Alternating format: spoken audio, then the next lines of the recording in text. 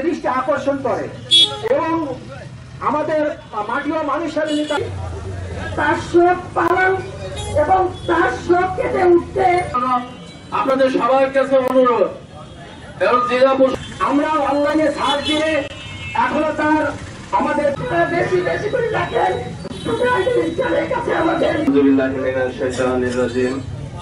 বিসমিল্লাহির রহমানির রহিম।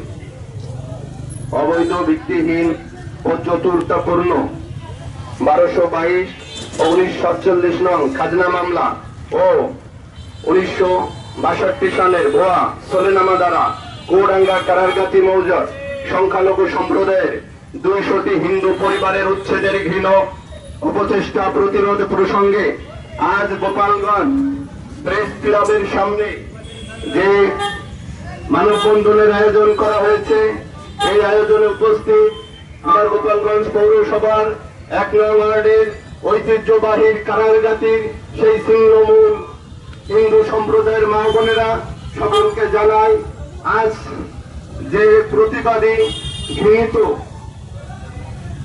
এক ভূমিদস্যুর বিপরীতে আমরা দাঁড়িয়েছি, সকলকে জানাই আমার গোপালগঞ্জ পৌরসভার 1 নং ওয়ার্ডের পক্ষ থেকে অভিনন্দন। সংগ্রামী সাথী ও বন্ধুগণ, আপনারা জানেন এই মাটি জাতির জনক বঙ্গবন্ধু শেখ মুজিবুর রহমানের মাটি। যে জাতির জনকের জন্ম না হলে একটা স্বাধীন দেশ পেতাম না। আজ সেই গোপালগঞ্জের মাটিতে ভূমিদস্যুদের যে উৎপাত দেখা যাচ্ছে, আসলে আমি মনে করি এটা ঘৃণিত ভূমিদস্যুদের লক্ষ্য করে বলি, এই গোপালগঞ্জ 2 আসনের মাটি জননেতা শেখ ফজলুল করিম সালিম ভাইয়ের মাটি। আর আপনারা যেখানে দস্যুতা করছেন এটা গোপালগঞ্জ পৌরসভার।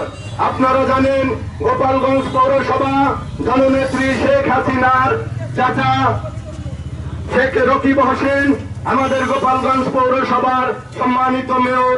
এই মাটিতে আপনাদের মতো দস্যুতা টিকবে না। আপনারা ক্ষণিকের জন্য এই সংখ্যালঘুর উপরে যে অত্যাচার করছেন এর দাঁত ভাঙা জবাব দেওয়া হবে।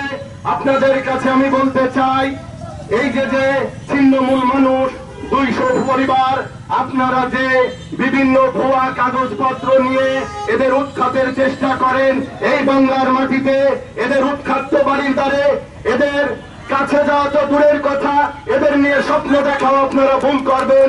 আপনারা যে পর্যায়ে গেছেন, আপনারা এদের কাছে ক্ষমা আছে।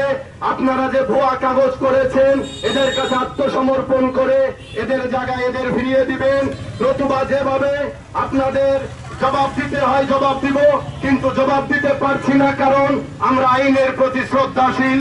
যখন একটা কোর্টে মামলা চলে, স্থানীয় জনগণ, আমি জনপ্রতিনিধি হিসাবে আমি মাননীয় বিচারক, আমাদের এই গোপালগঞ্জ কোর্টে যে মামলা চলছে আপনাদের উপর আস্থা রেখে গোপালগঞ্জ বিচার বিভাগকে সম্মান করে এই সাধারণ জনগণের পক্ষে আপনাদের বলি, এই অসহায় মানুষের পক্ষে রায় দিবেন।